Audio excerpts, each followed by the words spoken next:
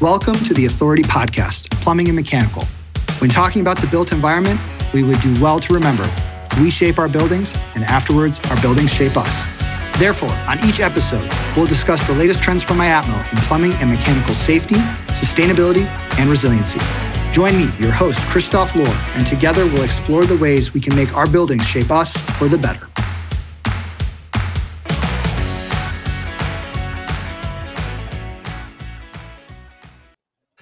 And welcome back to the Authority Podcast, Plumbing and Mechanical. On this episode, we're going to talk about, do specific building codes hurt or help FEMA reimbursement? On this episode, we're going to discuss Bridgewater, New Jersey, situated on a floodplain of the Raritan River, has experienced devastating floods for decades, from Hurricane Dora in 1971 to Hurricane Ida 50 years later. According to Riskfactor.com, 70% of all properties in the municipality have greater than a 25% chance of being severely affected by flooding over the next 30 years. Steven Rodzinak, Director of Code Enforcement for the borough of Bound Brook, New Jersey, talks to us about the intersection of building codes and the impact on Federal Emergency Management Agency, FEMA, funding to answer the question, do specific building codes hurt or help FEMA reimbursement? Steve, welcome to the Authority Podcast. We're glad to have you. Nice to be here. So in our first question, you were at the time in Bridgewater. Now you're with Bound Brook, but both Bound Brook and Bridgewater has experienced terrible flooding over the years. And all of us at IAPMO extend our sincere concern to you and your constituents. Tell us about your situation and how in that area, you all have kind of worked to build resiliency.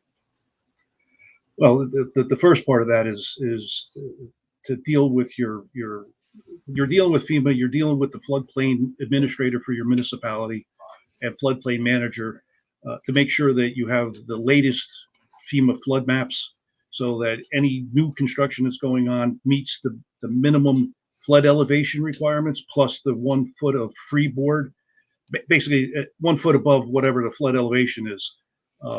That's the first part, and you adopt the flood mitigation measures that the state recommends. You obviously also on the municipal level, sorry about that. On the municipal level, you adopt ordinances that preclude you from building any type of construction in floodways or other areas that are notoriously known to flood. The second part of that is, and it's really good in the state of New Jersey, is we have adopted state codes. They're not municipal codes. They're not, adopted by town to town. It's a state code.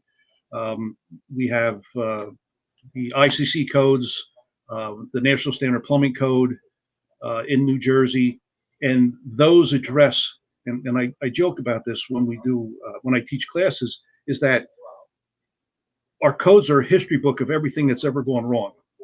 So you have a flood, now everybody says, hey, we have an issue here, we need to address it, and they address it through the codes, by creating basically, if you are in a known flood area, elevation, structural restructuring the foundation of your house to withstand the hydraulic pressure of the water as it enters, floodways in your house that will let water push open a opening and go through instead of putting all that pressure on the outside foundation wall. The codes are very important. FEMA looks at the codes. There was a comment that it has to be a nationally recognized code. Yes. But any code that's adopted in your state that is recognized by your state is something that FEMA is looking for, especially when it comes time to apply for federal and state aid. That's really the key, because quite honestly, dealing with FEMA is not the easiest thing to do. Yeah. Well, I think I definitely want to touch on that here in a minute, but let me ask the first quick question, just kind of based on what you were saying. Once you got past the acute crisis of flooding in your area and needed to start rebuilding, was there any kind of compliance with plumbing and mechanical codes specifically, let's say, that played an important role in securing FEMA reimbursement for disaster-related damages, or was that not as much, other than the national recognized? Not as much, but what happens with FEMA is that, and in flood insurance, the NFIP, all those agencies that regulate the flood insurance, once you start to rebuild and you have been in a flood area, they want all your mechanicals and utilities relocated above the flood elevation to protect them. Okay. That's really the key. I actually have firsthand experience with FEMA. I lived in Manville, and I lived through 2 floods in Manville. I no longer live there. First one, obviously, it was just a flooding of the first floor. The second one, I lost the foundation of my house. Oh, wow. And then I had to apply to FEMA to see if I could get any type of aid to help rebuild. So when you apply to FEMA, what type of documentation does FEMA require? And I guess for the municipality too, is there any kind of engineered analysis that's needed when applying to FEMA? So one of the things that they look for is a flood elevation study for your property. But the bigger part of that is FEMA is looking for, especially when it comes to home elevation, because there is a grant for that. They're looking for documentation from the municipality of substantially and repetitively damaged structures due to flooding.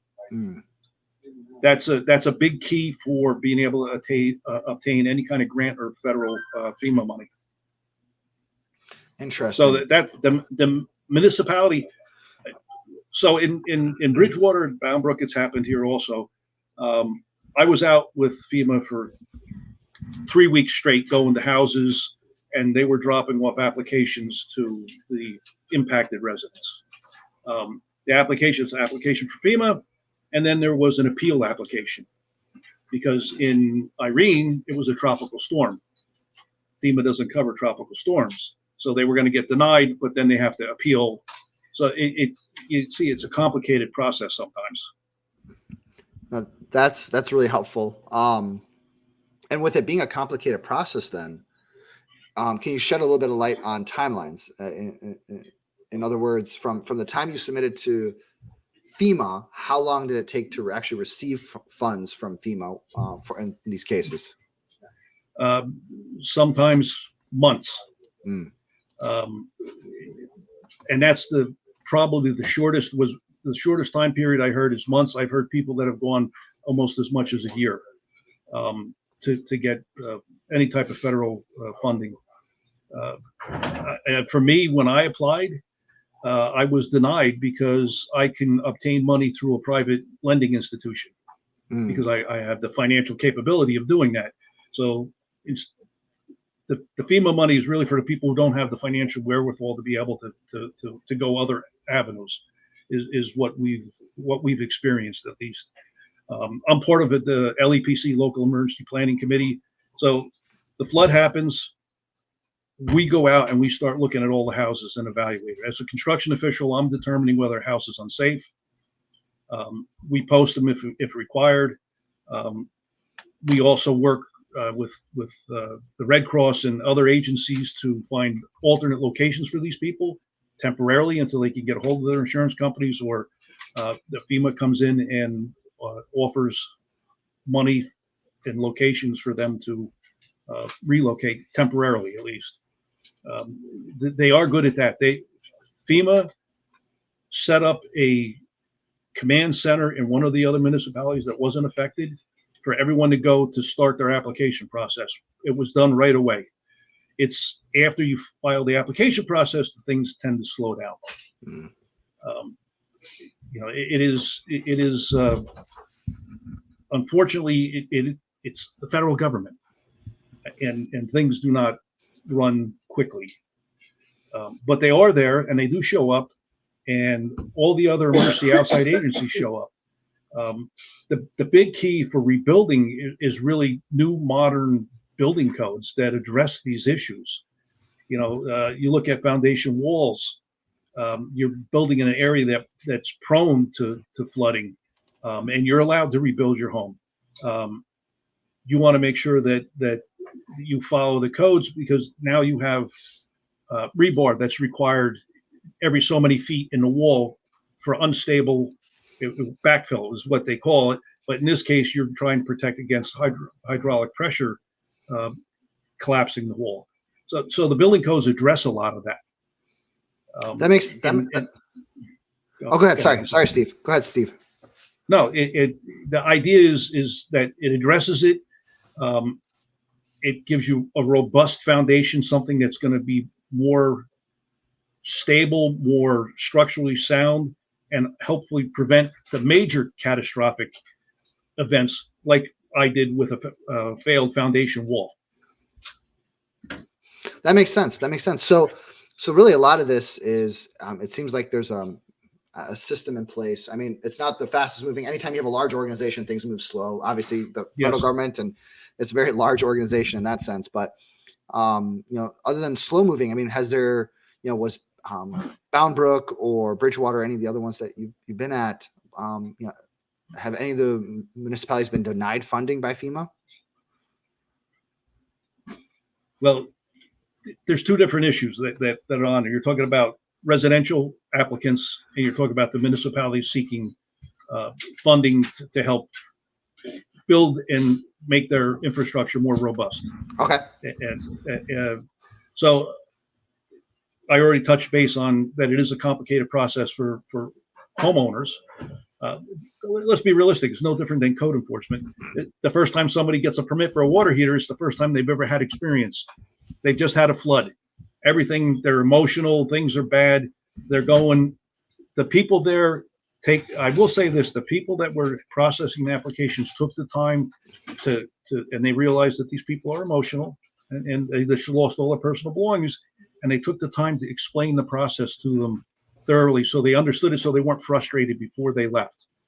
The municipalities, they tend to get faster action than the residential. It's not as complicated a process for them. It is still a process, but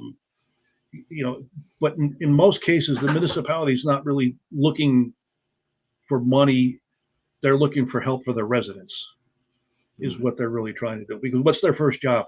What's the first job of the municipal government? Is to protect their residents, and that's where their focus is to try to get help as much as possible.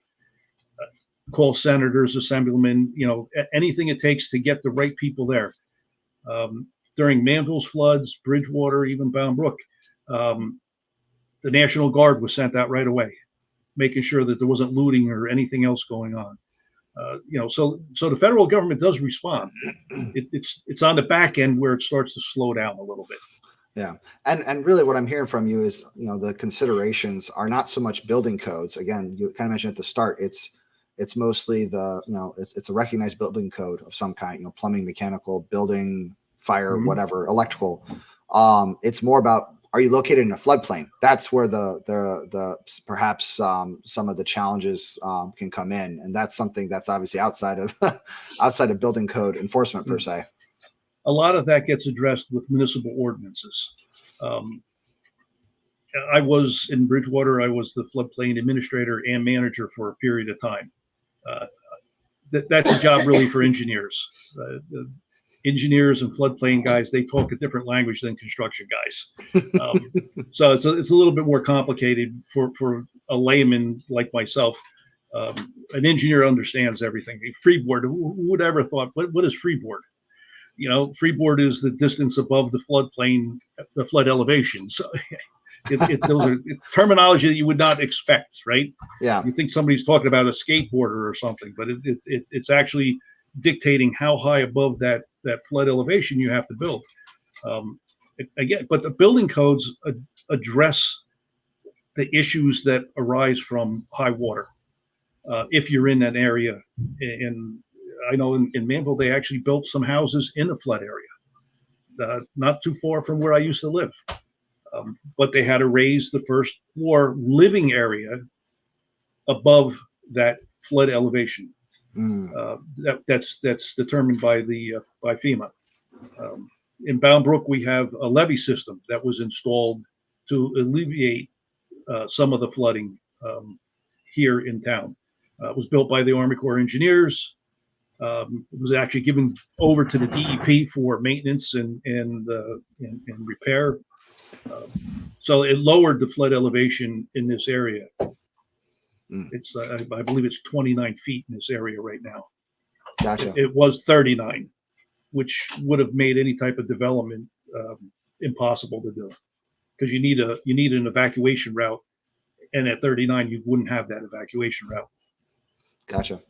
Excellent. Well, I guess second to last question. Has your experience in Bound Brook changed the way that you think about new homes and buildings, how they're built and renovated? That's actually a pretty good question. The codes really have addressed a lot of these issues. So I think more about the location of the houses than I do about the construction, because the construction is addressed in the codes. We adopt codes every 3 years here. It's a 3-year code adoption cycle in New Jersey. We've just adopted the 21 codes, so we're going to the 24s in 25, I believe, is the next. Yeah, it should be the next cycle. Yeah, I'm just trying to remember the dates. It's tough because there's so many different dates out there. And they're having code hearings specifically about a lot of the issues that you're talking about with the flooding and other storm damage. Sandy in Bridgewater was tree strikes. Lost 60 some houses in Bridgewater from tree strikes. They crushed them. It wasn't a flooding issue, even though there was flooding. The bigger issue was trees. Now, you can't really address that, but the idea is the structural bones of the home are being addressed. They're being made more robust so that these type of things are better protected than they were. Excellent. And my last question, Steve, for you, if you were going to summarize your talk in one word, and one word only, what would be the word you would choose to summarize this conversation? Hopeful. Okay. And why would you pick that? What makes you pick the word hopeful? Because I'm looking at the codes and the ordinances that are being adopted, and hope it eliminates other people from going through the problems that the people in the past have gone through. Excellent. Steve, really appreciate you taking time out of your schedule. I learned a lot from you here today, and just want to say on behalf of IAPMO and the Authority Podcast, thank you so much for being a guest. Not a problem, sir. You have a great day. Thank you, you too. Thanks for joining us on this week's episode of the Authority Podcast, Plumbing and Mechanical. Love this episode of the podcast? Head over to iTunes to subscribe, rate, and leave a review.